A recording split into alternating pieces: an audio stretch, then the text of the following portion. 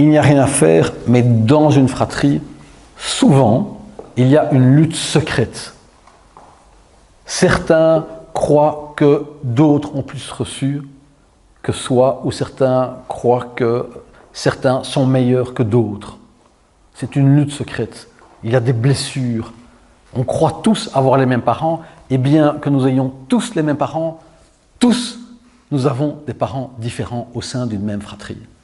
Même si ça semble paradoxal, parce que les parents ne sont pas les mêmes avec un aîné, un deuxième, un troisième, un quatrième. Les dynamiques sont différentes, eux sont différents avec chaque enfant. Il n'y a rien d'enfant, chaque enfant ne reçoit pas la même chose de chaque parent, et chaque enfant n'a pas la même perception de ses parents, et chaque parent, et les parents ne sont pas les mêmes exactement avec chaque enfant. C'est comme ça. Heureusement.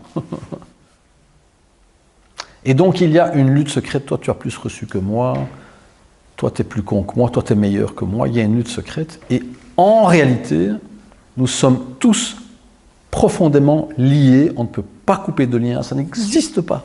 C'est une vue de l'esprit, c'est peut-être un élan légitime que je comprends, mais nous sommes liés dans une fratrie pour l'éternité. Au-delà de la vie et de la mort, nous sommes liés. Personne n'est meilleur, personne n'est moins bien. Nous sommes tous de même valeur. Un être humain vaut un autre être humain.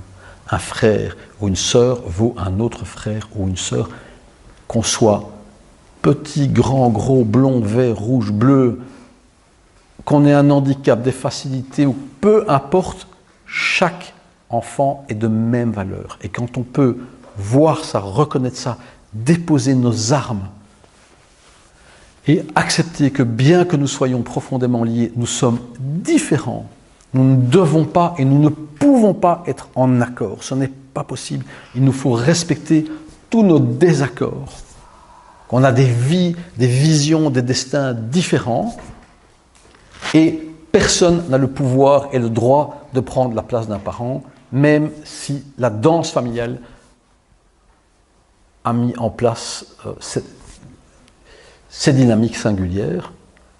Les enfants sont les petits, les parents sont les grands, et personne n'a à dire à l'autre ce qu'il a à faire, et personne n'a à se soumettre à qui que ce soit d'autre.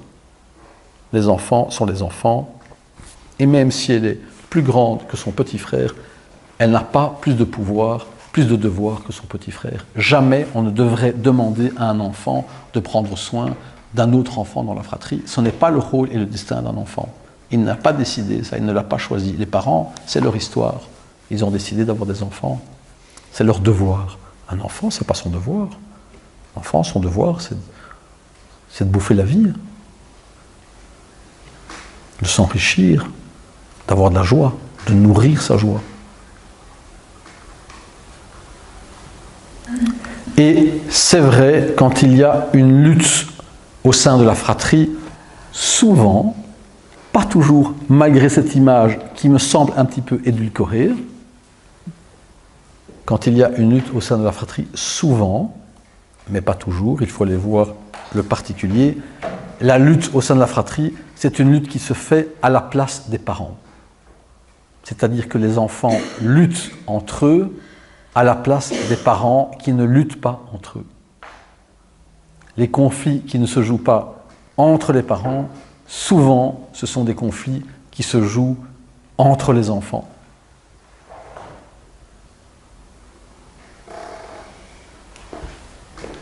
Et ce sont les parents qui sont les gardiens de l'ordre.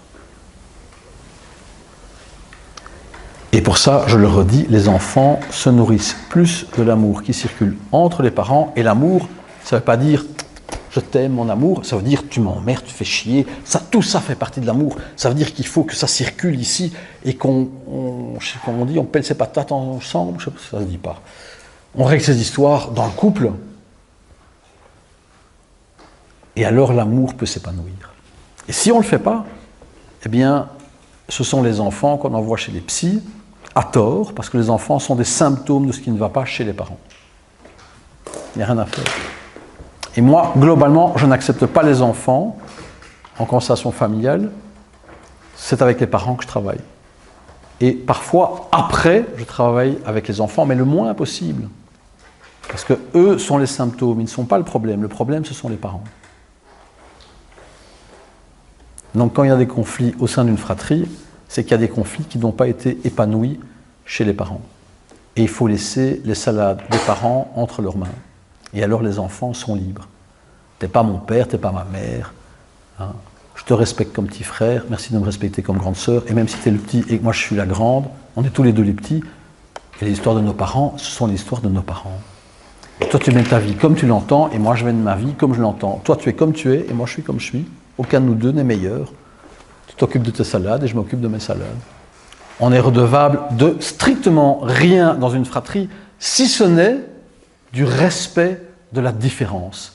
Et ça, c'est ce qu'on doit envers chaque être humain, le respect de la différence. Nous ne devons pas et nous ne pouvons pas être en accord. Et alors, la paix est possible. Si on veut imposer à l'autre d'être comme nous-mêmes, alors c'est la dictature. Voilà.